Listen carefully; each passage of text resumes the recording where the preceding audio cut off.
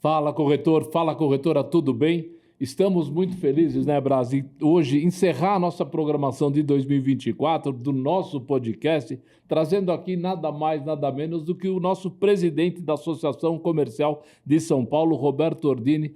Roberto, muito obrigado por ter aceito o convite. É um prazer enorme estar aqui com você nesse momento que a gente está fortalecendo as nossas parcerias e muito obrigado pela tua presença. Quem agradece, pode ter certeza, sou eu.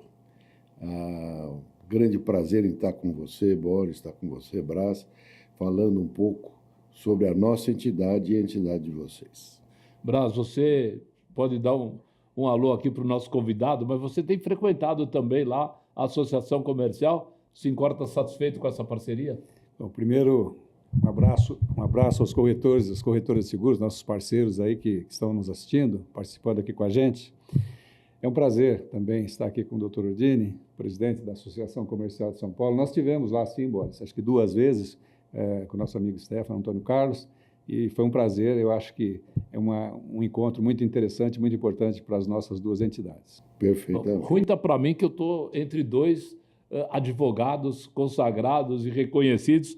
Doutor Ordini, eu queria que você contasse um pouco a sua história de um advogado tributarista de sucesso, presidente dessa gigante que nós vamos falar um pouquinho da Associação Comercial. Dá um resuminho da tua história para nós. Bem, eu me formei em 1971 e eu trabalhava naquela época na Varig, ou melhor, na Companhia Tropical de Hotéis, e como no jurídico, e fazia o trabalho, inclusive, acompanhando a construção dos hotéis na rede toda do Brasil, e principalmente a de Manaus, que era a grande estrela daquele momento.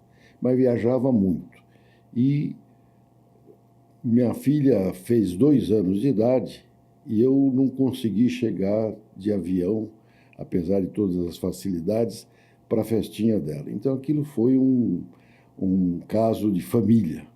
E aí, como eu viajava muito, já estava com muita dificuldade, já havia me formado, estava trabalhando na área que eu gosto, que era de direito tributário, inclusive, eu assumi o mapa fiscal.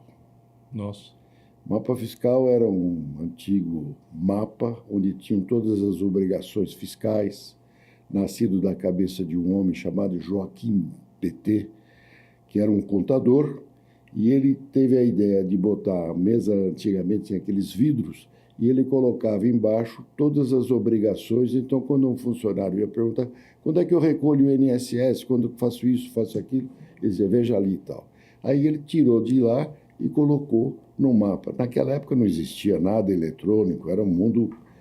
E era uma editora que estava com algum problema, mas era um potencial maravilhoso, e me convidaram para assumir lá a sociedade, e eu comecei a me envolver mais ainda no campo tributário. Na década de 74, o grande estouro do novo regulamento de ICMS, na época chamava ICM, era o Imposto de Circulação de Mercadoria. Depois é que veio os serviços agregados.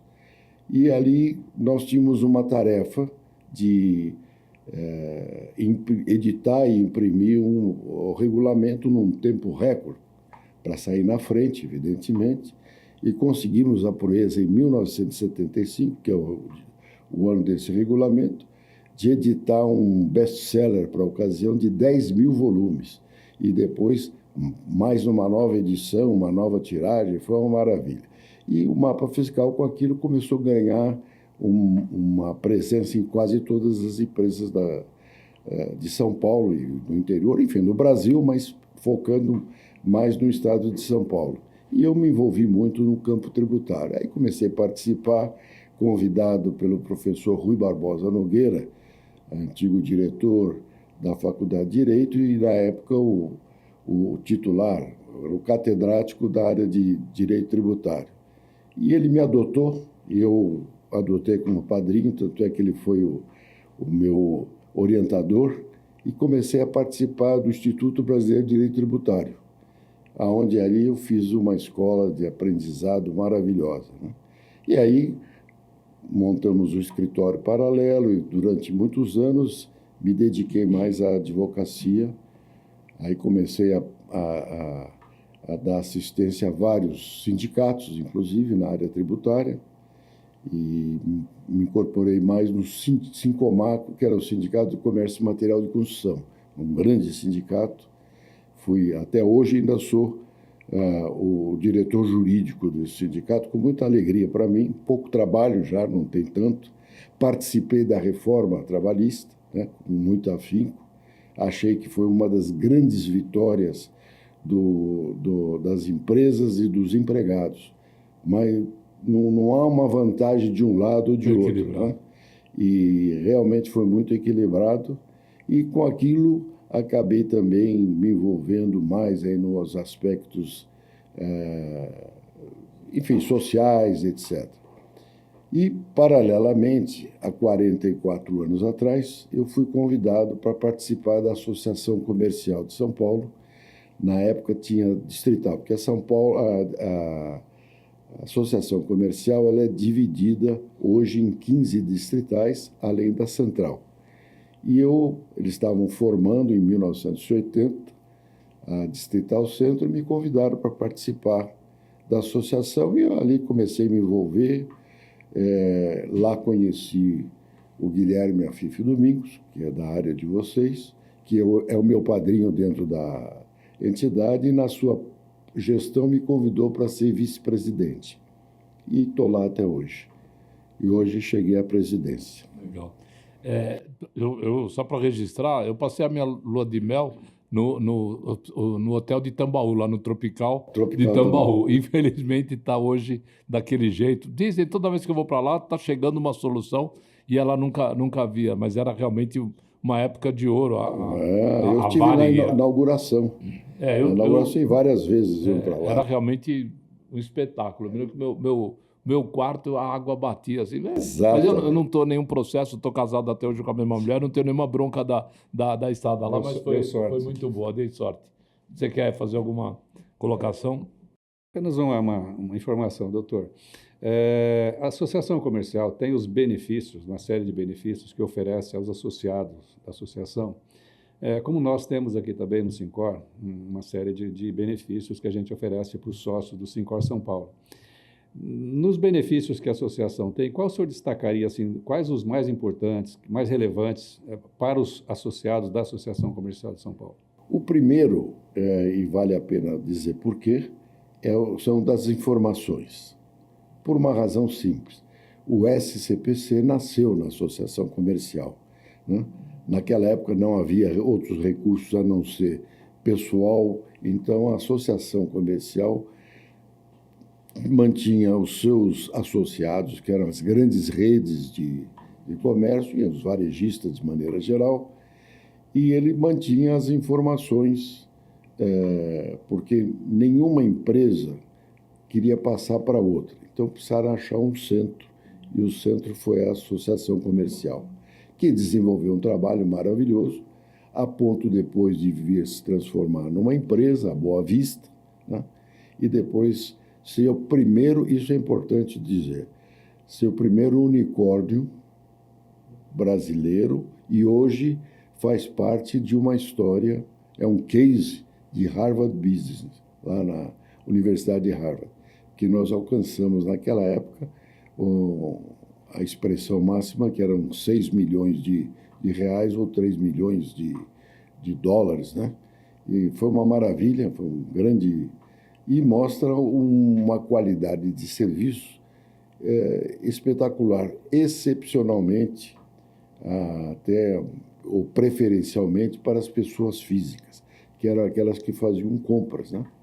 Então, nós tínhamos naquela época e mantemos hoje um padrão de atendimento. Hoje a Boa Vista já se transformou numa multinacional através da Equifax, que hoje detém o controle e desenvolve vários outros trabalhos. Lutamos muito pelo cadastro positivo, que muita gente aqui no Brasil não entendeu, não sei porquê, viu, Boris e Brás? O cadastro positivo é tão importante, tão merecedor de prevalecer, porque Às vezes, por alguma razão qualquer, eu deixei de pagar uma parcela do meu IPTU ou uma prestação, escapou aquilo. Nas antigas informações, aquilo era um ponto negativo. E muitas vezes o meu crédito era negado por causa daquele erro que aconteceu, um único erro. No crédito positivo, ao contrário, aquilo é uma parte de um todo. Você tem um acompanhamento. E eu fiquei encantado. Meu filho se mudou para os Estados Unidos, foi estudar e ficou por lá, como quase todo filho de brasileiro que vai estudar fora, né? E ele, há muitos anos atrás, me mostrou que ele tinha acesso ao crédito dele. Porque, como brasileiro, ele chegou lá e comprava tudo à vista. Até que um primo dele, um sobrinho nosso que morava, você não pode fazer isso. Aqui nos Estados Unidos você tem que comprar a prazo para você ter crédito, né? E aí ele passou a começar a fazer crédito e acompanhava o score, que vai do verde ao vermelho em todas as fases. E aquilo que às vezes é um erro, um esquecimento, ou até mesmo um momento difícil de cada um de nós, deixou de ser o principal. E aquilo fazia uma composição, como hoje é. O crédito positivo é um grande elemento de ajuda para as pessoas que precisam de crédito e continuam trabalhando. Tudo isso foi desenvolvido, a luta maior foi da associação comercial, naquela época, através dos nossos representantes no Congresso, né, a participação, e mantivemos, graças hoje, a uma vitoriosa decisão do governo de manter o crédito positivo em aberto. Inclusive, né, Brás, para nós, para o seguro também foi importante, porque as companhias olhavam aonde o fulano mora, qual a idade dele, e a informação comercial, né, ela foi importantíssima na avaliação do risco. Não, esse fulano, como diziam nossos pais, esse aqui é boa gente, ele paga. Ele atrasa um pouquinho, mas ele paga, ele é positivo. E passou a ter um outro olhar à aceitação do risco. Agora, eu queria voltar... Eu fiquei, primeiro, abismado, quando eu estive com você a primeira vez, pelo número de associações que estão no guarda-chuva. E aí, trazer o teu pensamento, né, a importância da representatividade. Quando a associação comercial, como recentemente, nós vamos falar daqui a pouco, convocou para uma ida a Brasília para acompanhar a questão da tributária e tal, quando vocês falam grosso, vocês representam muita gente. Fala um pouquinho dessa estrutura, quanta gente tem envolvida e a importância dessa representatividade. A associação comercial, ela tem um fator diferente, porque ela nasceu de uma forma espontânea. Não tem nenhum vínculo governamental e não fica apenas e tão somente num segmento, né? A associação comercial, vale lembrar que o comercial da associação, ele tinha, nós que estudamos direito no passado, o comercial hoje seria o empresarial, porque ele abrange todas as áreas. Muitas vezes as pessoas pensam, é só o comércio. Não. É abrangente, lato sensu, né? E a associação comercial, ela é livre, ela não depende de verba governamental, nasceu e é sustentada pelo próprio setor empresarial, pelos seus associados. E é evidente que ela tem que criar alguns mecanismos para desenvolver trabalhos como esse, das informações. Hoje nós temos certificação digital, nós temos hoje o AC Legal, nós temos a JuCesp, nós temos hoje uma Câmara de Mediação e Arbitragem e uma série de outros serviços que sempre estamos criando para poder prestar serviço. E o nosso foco é o pequeno empresário, é o pequeno empreendedor, porque o grande tem uma estrutura jurídica na sua própria empresa, tem todos os recursos necessários. O pequeno não. Ele precisa de alguém para que seja a sua voz. E é isto que nós procuramos fazer. Por isso nós atendemos a todas as áreas. Na cidade de São Paulo, que é uma das mais, não por ser a presidida por nós, mas pela sua tradição, são 130 anos que nós fizemos agora no dia 7 de dezembro, portanto, a semana passada. Ela cresceu e hoje é uma das mais fortes do Brasil, se não for a mais forte. Ela tem 15 distritais, nós hoje temos aí uma série de, inclusive, contatos com que São Paulo espalhou demais, você tem núcleos comerciais em várias áreas. Em todas essas áreas, nós temos lá uma representação. São voluntários que dirigem a entidade, né? No estado de São Paulo, somos 420 associações. 420. 420. Dessas, você pode ter aí em torno de umas 80 de grande porte e que sustentam. São 20 regiões que nós distribuímos, são vice-presidentes, ao modelo de vocês, regionais, que cuidam dessas áreas, com mais outros grupos agora de subdiretores, que algumas regiões precisam de mais presença, né? E somos 2.300 no Brasil. Todas elas têm o mesmo modelo, não depende de ninguém, não recebe verba pública e tem a palavra solta. Não precisamos estar nem presos a nenhum cuidado, né? Muitas vezes até isso custou muito alto, como aqui nós tivemos 2 presidentes exilados ou condenados na época, né? Um deles é o Carlos de Souza Nazaré, que da rua, aquela ladeira, ele foi exilado para Paris. É verdade que ser exilado para Paris é bem melhor. Até não né? é ruim, não. Não é tão ruim. Está meio caro, mas não é ruim. Mas ele foi exilado na Revolução de 32, né? Depois, mais tarde, o Getúlio, percebendo que não deveria ser inimigo ou ter como inimigo uma entidade empresarial, se aproximou, e este prédio nosso da Rua Boa Vista é uma concessão feita pelo governo federal na época dele, em 1943. Bacana.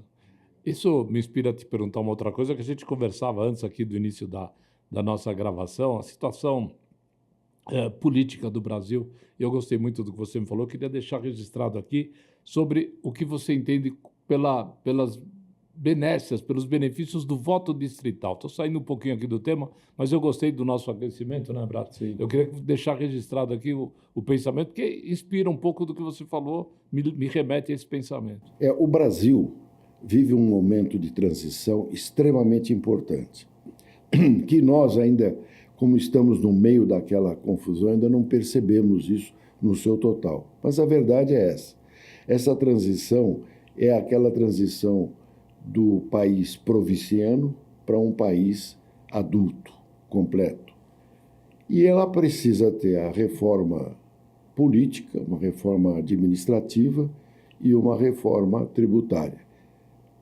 A reforma trabalhista e social foi feita. Não está completa, mas ela já está num caminho certinho. Nós estamos dando mais liberdade tanto para o empreendedor como para o empregado. Muito bem. A reforma administrativa talvez seja a mais difícil, porque ela vai mexer com muitos interesses e nós sabemos que isso é preciso ter muito tato para que se consiga fazer.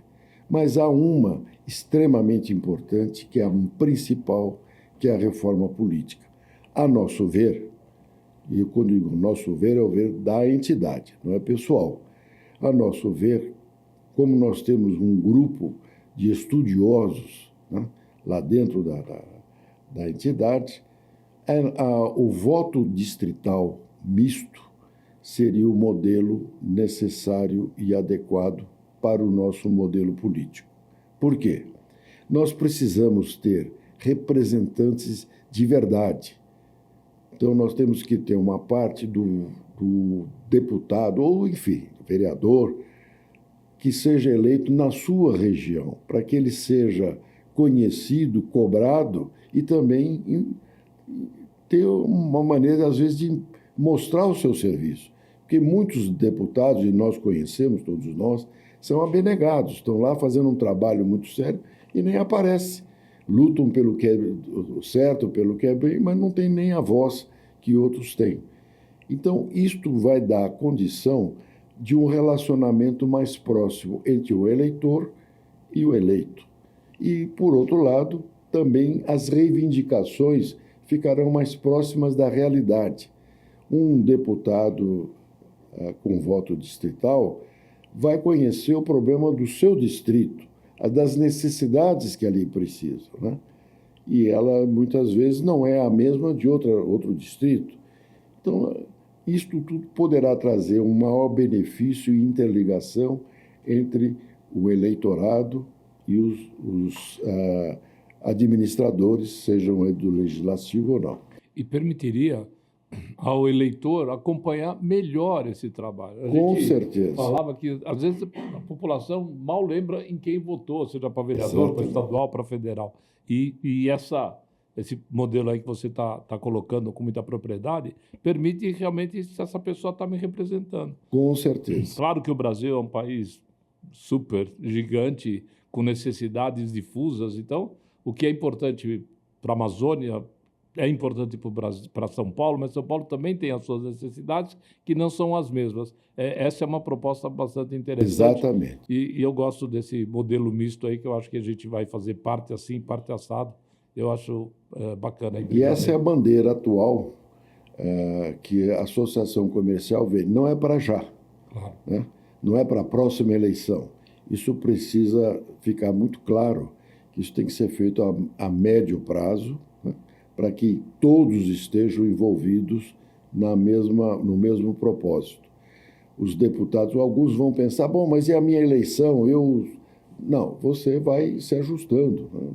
A ideia é mais ou menos se pensar em aprovar isso para que já em 2030, pelo menos nas câmaras de vereadores, onde há muito mais necessidade distrital, né, porque o vereador é daquela região, a gente implante isso, né? Eu acho que a gente vai ter até uma qualificação melhor dos nossos representantes. Eu acho Com que certeza. não é só se é cantor de não sei o quê, se é apoiado por não sei quem. Exato. Acho que a gente tem uma noção de missão e de cobrança. Exatamente. Né? Doutor, eu concordo com o voto distrital. A gente se lembra quando muito do presidente da República e do governador, não lembra do senador, do deputado e às vezes nem do vereador que está mais próximo. Exatamente. Então, realmente E tem uns que a gente não quer nem lembrar, né? É verdade. Então, realmente, às vezes é o melhor caminho. Agora, antes de ser presidente da Associação Comercial, o senhor sempre foi um advogado, e um advogado especialista em direito tributário. Então, como especialista em direito tributário, como o senhor vê atualmente a reforma tributária, hoje, a proposta de reforma tributária como um todo, na sua visão, na sua opinião? Olha, eu vou dizer com toda a sinceridade, todos nós desejávamos e desejamos uma reforma tributária. Sabemos que é necessária, mas não é esta que está aí. Confesso para vocês que nós temos lutado muito, tanto os dois autores, o Bernardo Api, como toda a equipe, enfim, que trabalha nisso, passam lá pela associação, já tivemos discussões. O propósito inicial do projeto, a chamada emenda 45, que era o projeto dele, já não é o que corresponde hoje. Original. Não é mais original. Hoje é totalmente, a meu ver, deformada. E essa deformação vai trazer vários problemas. Eu vou começar com o mais sério de todos. É a alíquota mais elevada do mundo de um imposto agregado. Fala-se hoje em 28 Não sou eu que estou dizendo, foi Eduardo Braga, o relator da regulamentação que está sendo aprovada. É muito alto para um país ainda como o nosso, com muitas dificuldades, uma parcela muito grande da população ainda necessitando apenas os itens básicos para a sobrevivência, pagar um valor desse. Mas aí tem o cashback. Ora, meu Deus do céu. Isso não é tão simples como a gente imagina. Nós não estamos falando da Suíça ou de um sistema eleitoral. Quantos empresários vão ter dificuldade de acompanhar isso?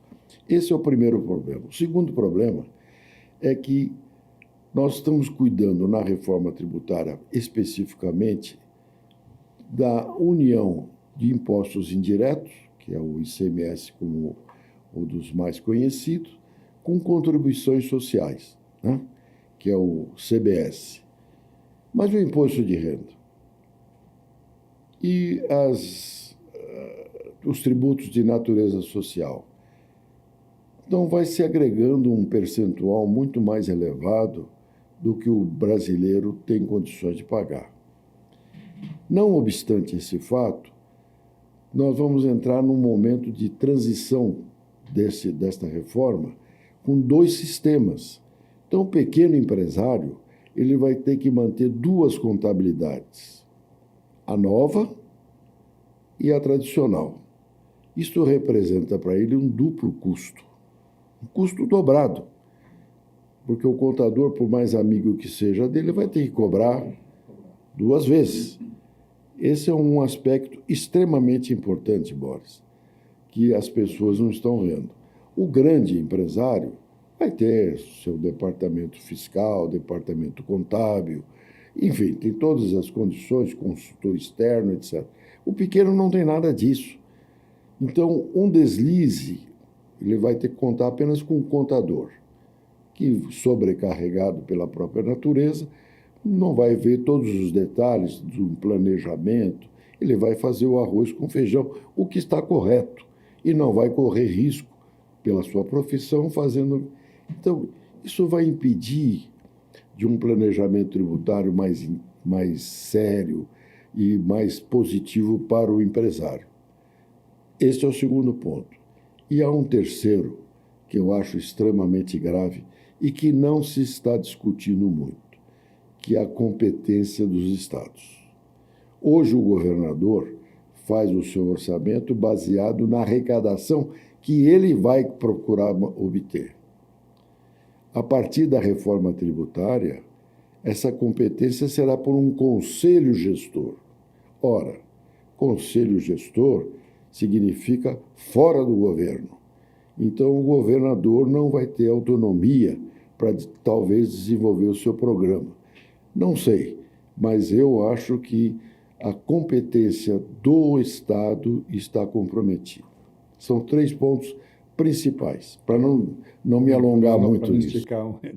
Eu acho que ainda melhoramos muito, mas nós ainda temos um grave problema de sonegação fiscal, né? Hoje nós temos ferramenta para acompanhar isso, meios eletrônicos, acho que ainda falta, né, essa falsa concorrência com os importados da China e outros, né? Quer dizer, a gente poderia se estender muito nisso, não. Mas tem um ponto que eu acho que é importante, quer dizer, você citou que são uma das alíquotas mais caras do mundo, mas o mundo devolve muito mais do que a gente tem de volta. Educação, segurança, saúde. Então, além de ser uma das mais altas, eu quero saber a tua opinião, é uma das que menos devolve para o contribuinte. Concorda? Pensa igual? Com toda a razão. Haja visto, por exemplo, nós temos... Eu não vou falar mal do SUS, porque o SUS é espetacular. É espetacular. Olha o que fez na pandemia. É a prova maior. Porém, nós temos muita gente dependendo do SUS. A grande parcela da população brasileira não tem condições de ter uma assistência médica razoável, porque o custo é alto. Então, o SUS é obrigado a fazer tudo isto, e a grande parcela, uma massa muito grande de pessoas dependendo, não permite que o SUS dê a qualidade que ela tem para atender os seus segurados. Agora, além disto, você não tendo uma assistência médica, você vai recorrer a um plano médico. Hoje é extremamente elevado o custo. As escolas públicas, infelizmente, no meu tempo de ginásio, eu vou dizer ginásio porque eu sou Estamos no mesmo tempo. Estamos no mesmo tempo. Tempo de ginásio, eu me lembro que eu estudava em colégio particular, eu estudava no Liceu Pasteur, e nós tínhamos batalhas de escola com escola. O campeão de todos os anos chamava-se Caetano de Campos, uma escola pública. Praça da República. Eu prestei minha admissão lá, fui fazer o exame de admissão lá no Caetano. Então E entrei no colégio de aplicação na época. E as escolas públicas tinham este nível, a maioria delas, eram muito bom. Hoje, infelizmente, não tem. Não vamos discutir, não quero por que eu não saberia dizer, mas não tem esse nível. Então, também obriga, às vezes, as famílias a manter o filho num colégio particular. Condução. Eu digo uma coisa para vocês. Meu filho estava contando que ele tem lá um imóvel, ele mora fora, e o IPTU dele é altíssimo. Mas ele tem escola pública de uma qualidade boa, transporte escolar com uma qualidade boa e alimentação. Só não tem em saúde, porque os Estados Unidos também, claro, em matéria de saúde, é um problema muito sério. Ele tem que ter um plano médico, mas tem condição para ter. No Brasil, isto é jogado em cima da família. Imagine uma família com 2, 3 filhos, tendo que manter numa escola particular, tendo que dar assistência médica, a dificuldade, o custo disso em relação ao ganho dele por mês. Então, não preciso nem dizer o porquê que a nossa reforma tributária com uma alíquota dessa velocidade vai gerar de problema para todos. Braz, você tinha me falado que você queria perguntar alguma coisa sobre o nosso centro de São Paulo, então vou te dar a oportunidade aí que a gente conversa nós dois bastante, aí quando a gente vai embora do sindicato ou chega de manhã cedo, tem muita coisa para fazer. Por favor. Acho que nós temos muita coisa em comum com relação à preservação e melhoria do centro de São Paulo. Com relação ao centro, como o senhor vê, o que podemos fazer, nós, entidade, Sincor São Paulo, com a Associação Comercial, em benefício, em prol da melhoria e da revitalização do centro de São Paulo? Bom, primeiro é na luta para que o poder público possa atender 3 pontos principais: zeladoria, iluminação e segurança. Nós hoje podemos garantir, e eu sou testemunha disso, e vocês também devem ser, de que o centro da cidade tem esses 3 aspectos. Nós estamos com uma zeladoria, uma limpeza de boa qualidade, haja visto as varrições que tem, mas a manutenção, é claro que não é nenhuma Suíça, por enquanto. Claro, mas está realmente... Mas está muito boa. E vamos falar bem, porque o prefeito está aqui do lado da gente, se a gente não falar Exato. que está boa... Não, e o subprefeito, também. Subprefeito do Santo Coronel Camilo, sim, é um amigo querido e é uma pessoa extremamente preocupada com o centro, né? Nós temos uma iluminação relativamente boa, que vem aumentando, e segurança nota 10. Verdade. A segurança do centro da cidade, toda a cidade vai ser assim. Hoje, com o Smart Sampa e com mais o policiamento deslocado para o centro, nós temos uma companhia específica só para o centro da Polícia Militar. E temos 2.400 homens da Prefeitura, na GCM, dos quais a maior parte deles está localizada no centro. Posso garantir hoje que o número de roubos, etc., no centro tem caído tremendamente. E o comércio do centro, nós que somos mais velhos, saudosistas nessa parte, eu me lembro do centro. A distrital que eu fui participar da associação era a Distrital Centro, que eu dirigi por vários anos. Então, a gente tem um cuidado, um carinho especial por essa região. Nós temos, hoje aqui no Centro Velho, a Rua Direita e a Rua São Benta, que nós que somos um pouquinho mais antigos, sabemos o valor daquilo que representava para o comércio. E até pouco tempo atrás, nós passávamos com muitas portas fechadas, né? E a única placa que tinha era aluga-se ou vende-se. Hoje não é assim. Verdade. A Rua Direita já está todinha, praticamente reaberta no seu comércio, assim como a São Bento. E nós, na associação, e aí vocês podem ajudar, estamos implantando o shopping a céu aberto, tendo, além deste comércio mais revitalizado, nós temos praças de alimentação. Nós vamos ter lá na Praça da Sé, que é um dos pontos, você tem ali a Casa de Francisca. Maravilhoso. Maravilhosa. Aqui na Praça Patriarca, vou antecipar para vocês uma notícia, onde era a exposição, uma loja na esquina da São Bento. Basta ser um rapaz direito para ter crédito na exposição. Esse aí. Vai estar sendo reaberta com uma academia de ginástica e um restaurante no térreo. E, além disto, no centro disto, lá no Lago do Café, nós temos vários restaurantes que estão ativos.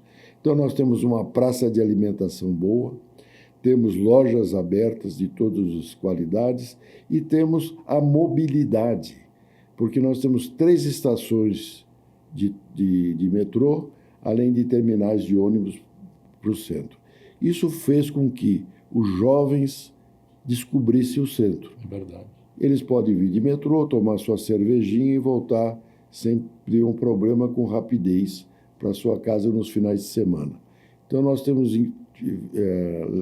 verificado de 10 a 15 mil jovens todo final de semana espalhados aqui pelo centro da cidade. Haja visto o sucesso também dos eventos aqui no Anhangabaú, que estava a Deus dará e agora ganhou realmente vida. Só complementando, a gente fica muito feliz, né, Boris, de saber essas notícias, porque muita coisa a gente não sabia dessas melhorias todas no centro. Agora, a segurança a gente tem percebido, o Coronel Camilo a gente conhece também, né, Boris? Claro. Mas o senhor falou uma coisa interessante com relação à limpeza. Realmente é muito diferente do que era antes. Estava muito feio o centro de São Paulo. Eu tinha um amigo que falava que o centro de São Paulo precisava era de bucha e sabão. Então, hoje já não está mais assim. Já não precisa mais. Muito, não precisa mais. Agora, o que eu acho, olhando até para outras capitais, pode ser que eu esteja errado, se tiver pode me corrigir, não tem problema nenhum. Tudo isso que você falou encaixa perfeitamente, mas eu acho que nós precisaríamos estudar alguma forma de ter moradores, não morador, mas gente morando para poder ir no bar à noite, para poder ir no restaurante à noite. Não tem vida noturna, como tem em Buenos Aires, não precisamos ir longe, Montevidéu. Falta um pouquinho, talvez, chamar a indústria de construção, as grandes construtoras, ver o que nós temos aí de possibilidade de retrofit nos prédios, trazer gente para morar para cá.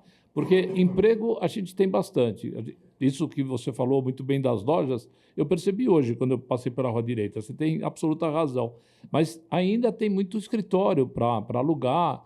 Enfim, tem espaço. Eu acho que se tiver moradia, não é normal hoje, com todo respeito, alguém que mora muito distante, mesmo com o metrô, perder 1h, perder 1h15, 1h20, até mais, para vir trabalhar. Se ele tiver uma possibilidade de comprar, através de algum sistema financeiro, ou mesmo alugar, paga esse custo, paga esse horário que a moça, o rapaz, vai se dedicar à família, a estar bem com a família. Eu acho que isso seria talvez um apelo que eu gostaria de ver. Então, eu vou lhe dar uma notícia boa. Você veio aqui até agora você só me deu notícias boas, a não ser que você é São Paulino, o resto você deu notícias boas. Essa não é tão boa, mas vai melhorar. É boa para mim, pode ser boa para os nossos ouvintes. Aí nós temos os seguidores tricolores, com certeza. Mas vai melhorar, São Paulo vai melhorar. Mas a residência é um dos focos principais do prefeito. Quero dizer para vocês que, pela primeira vez, nós temos governo do Estado e prefeitura com as mesmas preocupações e os mesmos objetivos. Falando a mesma língua. Falando a mesma língua. Né? E junta-se a isso nós, da sociedade civil, que também queremos o bem do centro da cidade, e isto vai trazer notícia boa. Nós temos a CDHU fazendo um trabalho, parece que são 5, se não me engano, são 5 projetos de residenciais para o centro. O Secov, que vocês também conhecem, tem esse assunto como tema, essa discussão como tema das suas conversas, porque todos estão preocupados em encontrar a melhor solução. E também já existem alguns projetos muito interessantes residenciais. Eu vou trazer um, nós conversávamos antes sobre a Telefônica do passado, na 7 de abril. Não sei se você sabe, mas ali é um complexo habitacional maravilhoso. Verdade. Viu? Porque ele pegou aquela estrutura antiga, sólida, e está transformando numa habitação moderna. E aquilo vai servir de exemplo para muita gente. E há outros modelos, outros prédios novos também incorporados no centro. Então, acredito que nesse cinturão do centro, nós vamos ter dentro de 5 anos, não vai ser mais do que isso, 5, 6 anos, um número de habitantes maior do que nós já temos, né? E muita gente voltando. E também dizer o seguinte, eu que sou mais antigo do que vocês, me lembro ainda na Avenida Ipiranga, São João, como residencial. Verdade. E ela teve um momento na década de 60, 70, que houve uma transformação de residências em escritórios. E isto vai acontecer agora ao inverso. Então, também está tendo muito retrofit naquela região. Além disso, nós temos a prefeitura que traz um benefício sobre o IPTU, uma redução, né? E ainda uma ajuda para aqueles que vão reformar, retrofitar o seu imóvel. Então, eu acredito que a semente já foi lançada. Agora virá a colheita. Como a gente sabe, a natureza não dá saltos. E nós vamos encontrando isso. Acredito que dentro de 10 anos nós vamos ter um centro tão ativo como tivemos na década de 60 e 50. Lá no prédio da 7 de abril, você deve ter ido também. Eu fui com a minha mãe na campanha Dei Ouro para o Bem do Brasil. Era ali do lado que era o posto de coleta. Não estamos tão longe assim, né? Tá vendo? Eu engano um pouquinho mais. Mas eu não posso também deixar aqui agora, em nome dos corretores de seguros. Os corretores de seguros, eles têm uma importância fundamental. Você tem a família Fife lá que defende isso muito melhor do que eu. Aprendi muito com o Guilherme, né, com o Cláudio. Nós fazemos um trabalho de proteção na área da saúde, a gente oferece uma alternativa. Sei que ainda é cara, mas os produtos estão também apresentando novas soluções mais econômicas, mais direcionadas. O mercado está atento. Na questão da proteção do comércio também, a gente dá o resguardo para alguma situação. Temos desafio com as enchentes, a gente sabe também as nossas diferenças. Mas o corretor de seguros é o que tira aquele carro da rua quebrado através da assistência do seguro, ou seja, ele tem uma contribuição para a sociedade indireta, fora aquela proteção individual. A vida das pessoas, o seguro funeral, eu poderia aqui falar muitas horas. E a gente tem uma preocupação, realmente, voltando um pouquinho à questão tributária, com o simples, né? E eu sei que o Guilherme foi um dos grandes incentivadores, nos ajudou bastante nisso. Eu queria aqui reafirmar, não o seu compromisso, porque eu sei que ele existe, mas o nosso pedido oficial de acompanhar de perto o que ele é fundamental para o corretor de seguros. O corretor de seguros, na sua grande maioria, né, trabalha hoje em casa ou no escritório pequenininho, ele, a mulher, uma sobrinha, um funcionário, e ele precisa realmente ter uma operação enxuta. E a parte tributária, sem dúvida nenhuma, é o sócio oculto de qualquer empresa. Então, fica aqui o nosso pedido, né, Brás? Sim. De um olhar especial. Eu sei que todo mundo te pede olhares especiais sobre vários regimes, mas para nós, realmente, o Super Simples ele é fundamental para a sobrevivência da maioria dos corretores. Você pode ter certeza absoluta que uma das principais bandeiras da associação comercial sempre foi o Simples. O Simples nasceu dentro da casa. Sim. Né? Guilherme assim como o microempresário individual. Também. Pela visão, não é de pagar menos imposto, que, aliás, é um erro, muitas vezes, que a Receita Federal tem. A finalidade não é diminuir, não é renúncia fiscal. Ao contrário, é inclusão social. E eu sou testemunha desse espírito de proteção do pequeno que a FIFE tem, porque uma das preocupações nossas, na década de 80, havia um mercado persa na Praça da Sé, em todos os lugares, uma concorrência desleal. E uma das preocupações da associação comercial naquela época era regulamentar isso. Então, os primeiros pop centros, ou centers, como foi criado pela associação comercial, incentivado pela associação comercial, que era para trazer a inclusão social do ambulante de rua. Porque o ambulante de rua era um empreendedor, não tenha dúvida nenhuma, era um chefe de família, e não adianta simplesmente botá-lo para fora. Que não. teria que trazer. E isto foi feito através do MEI. Da mesma sorte, o pequeno, quando o Guilherme, que levou como constituinte a inclusão do Simples dentro da Constituição, que ele é um preceito constitucional, ele tinha exatamente esta visão, como incluir socialmente. Se falou muito em comércio informal, em sonegação de impostos, etc. O empresário não é bandido.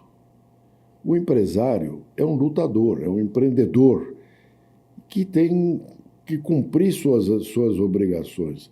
Muitas vezes, isso eu ouvi como advogado e acompanhei, pessoas que deixavam de pagar o imposto porque não queriam deixar de pagar o seu fornecedor e principalmente os empregados. Entre pagar um e não pagar outro, eles preferiam aquele. Por quê? Porque era imediato. O empregado vive necessariamente do seu salário, né? Agora, se ele tiver uma concorrência, como ocorre, de megas empresas, ele pequeno, não existe condição de concorrer com preço. Então, ele teria que ter alguma condição especial para poder fazer frente àquela realidade. E o Simples foi a solução. O número de empresas do Simples significa o número de inclusões sociais de chefes de família que hoje tem sua empresa organizada, sustenta sua família com dignidade e ajuda a arrecadação. O MEI, muita gente não sabia. São 14, quase 15 milhões de MEIs hoje inscritos, entre eletricistas, enfim, todas essas profissões que nós conhecemos. Esses 15 milhões trabalhavam antes do MEI, informalmente. Sem recolher um centavo. Sem recolher um centavo e sem ter proteção. Hoje ele tem aposentadoria, sim, assistência médica e recolhe uma sua parcela. O valor do que eles arrecadam para o Estado, imagine 15 milhões, são 70 e poucos reais. É muito dinheiro. É um bom recurso que entra de arrecadação, que não era. Então, até por inteligência, né? Nós temos que incentivar tudo isso. E não simplifica a fiscalização. Nós tivemos aqui uma época que várias corretoras iam para fora da cidade de São Paulo, havia uma guerra fiscal. Claro. Não, vem aqui que aqui o ISS, isso acabou. Acabou. E deixa de estar lá, todo mundo com sede no escritório do contador, quer dizer, era um absurdo. Exato. A gente dava margem, né, Braz, a fazer errado.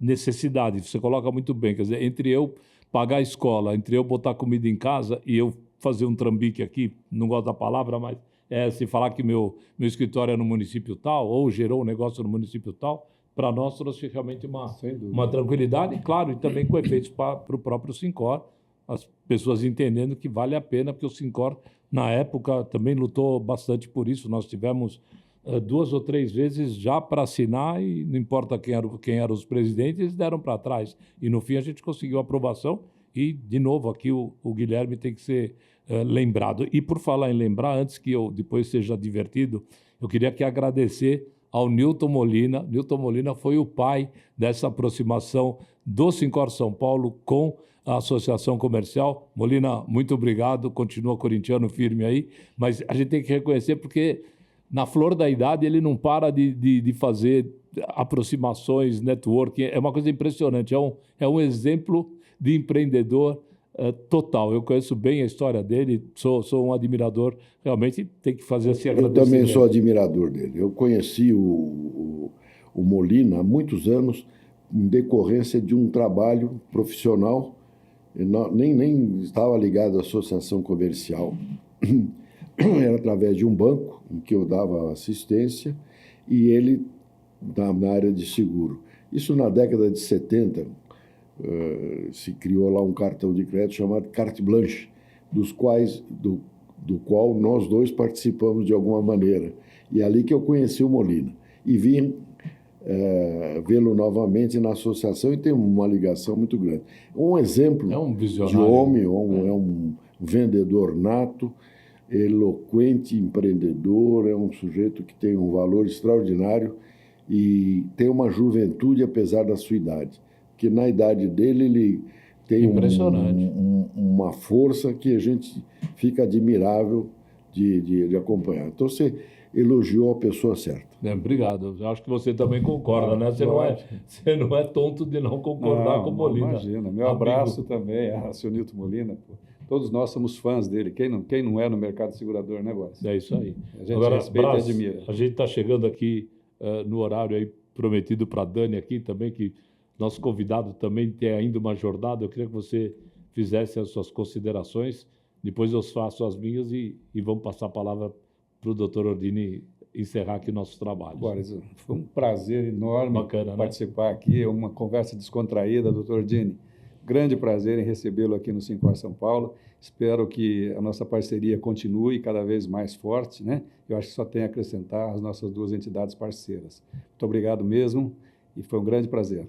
Acho que você tem que agradecer. Eu quero agradecer que está aqui também com a gente. Claro. Foi um prazer rever esse camarada. Já brigamos tanto, já discutimos tanto, mas já nos entendemos mais ainda e hoje foi um prazer rever aqui no nosso estúdio aqui. O Stefano, realmente bacana mesmo te ver, foi um grande prazer, Stefano, você sabe disso, que a amizade é muito antiga. Você está com a barbinha branca, talvez pegar aí um bico de Papai Noel, mas é o seguro, né? Essa parte é o seguro. Acho que foi associação um pouco. O Stefano, Antônio Carlos é um amigo de longa data, mas da velha guarda mesmo, é um grande prazer. E foi ele que, de certa modo, além das outras pessoas, né? Foi uma que aproximou a gente, né? É verdade. Da associação comercial, que estivemos lá em 2 reuniões.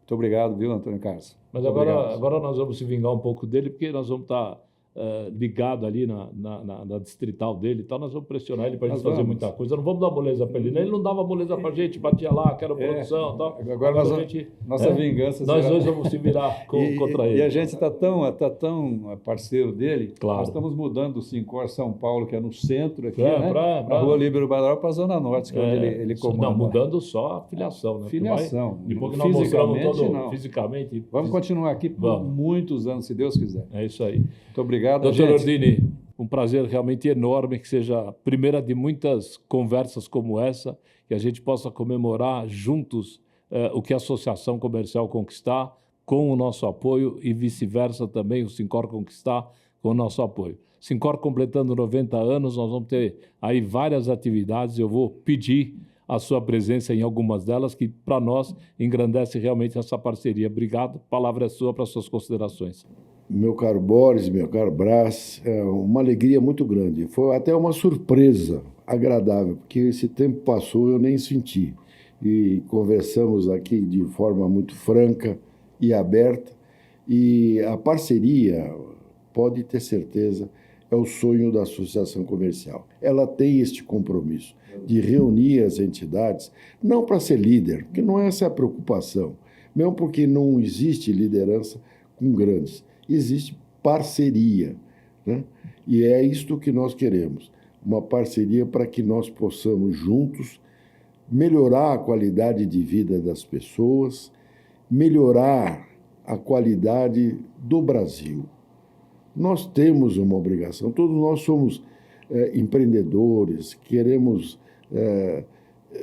fazer alguma coisa para o nosso semelhante e deixar a nossa marca do bem. E isto é que nós vamos juntos fazer. Nós vamos lutar por aquilo que for melhor para o Brasil. E com isso eu tenho certeza que posso contar com 2 parceiros maravilhosos como vocês e entusiasmados. E mais os 11 mil sócios aqui do E mais os 11 mil sócios. O São Paulo e o Brasil... Não o São Paulo, a cidade de São Paulo e o Brasil nos deram muito. Eu acho que nós temos a obrigação de devolver bastante também para esse país e para essa cidade. E, mais uma vez, muito obrigado aqui pela sua presença. Eu é que agradeço. Legal. Muito obrigado. Estamos terminando mais um Sim Pode Ouvir. Hoje, Roberto Ordini, presidente da Associação Comercial de São Paulo, em companhia aqui do Brás Romildo. Foi um prazer realmente estar com vocês. Curtam, comentem e até a próxima, se Deus quiser. Tchau, pessoal.